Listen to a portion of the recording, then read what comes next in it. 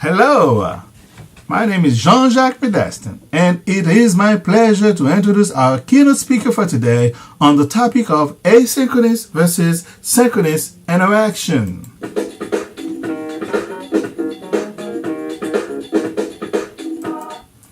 What is asynchronous interaction? Well, it is the kind of interaction that does not take place face-to-face, where an immediate response is not expected, such as emails, blogs, etc., but that can be as effective as face-to-face interaction. In fact, according to an article written by Durrington, asynchronous instructor-mediated discussions support student interactivity and enhance individual performance and satisfaction.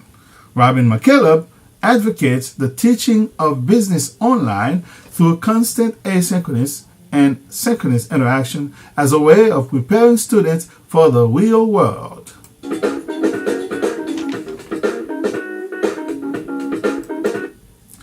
The advantages of asynchronous interactions are numerous. Less traveling requirements for employees, the ability to multitask, the flexibility in response times, etc., etc. Those advantages are best captured in an article written by Hal Baker entitled Voice Recognition Assists Clinicians, in which he stated, and I quote, "Our challenge in health information technology is to ease the way time-pressed clinicians communicate with each other in a world where face-to-face contact between clinicians is less common. Using voice recognition, clinicians are able to insert their thoughts, assessment, and concerns into the document in real time, allowing subsequent caregivers to understand and coordinate care more effectively." End quote.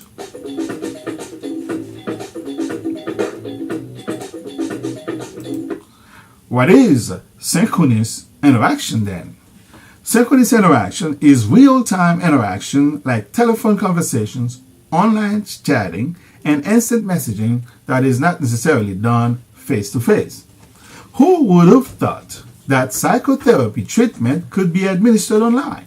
Well, according to John Suller, the theory of cyber therapy advocates the use of synchronous as well as asynchronous communication as a form of therapy for patients.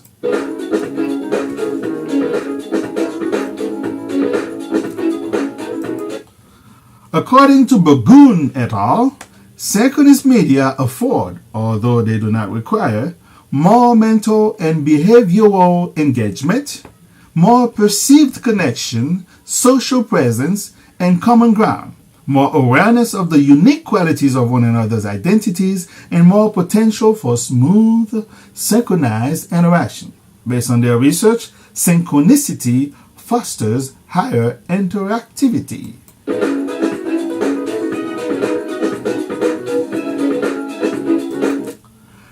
The downside of asynchronous interaction is that it lacks consistency and it is low on interactivity.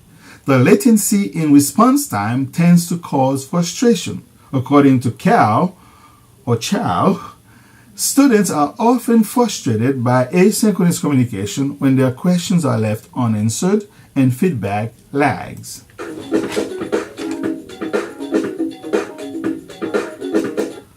With all the good things that can be said about synchronous interaction, there are a few disadvantages to it.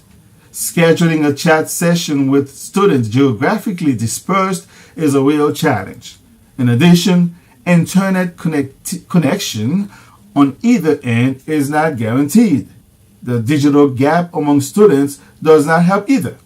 On top of it all, there is the issue of thinking quickly enough in order to respond appropriately.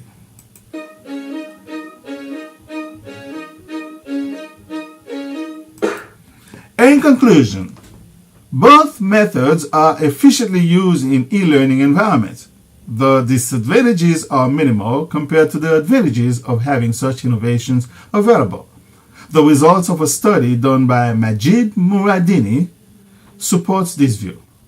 Two distinct groups of students were taught via video conferencing and video streaming successively, and the outcomes in terms of the average grade did not differ significantly, whether in the synchronous settings or the asynchronous settings. This concludes, ladies and gentlemen, my brief introduction of our speaker for today on the topic of asynchronous versus synchronous interaction. Please sit back and enjoy the presentation.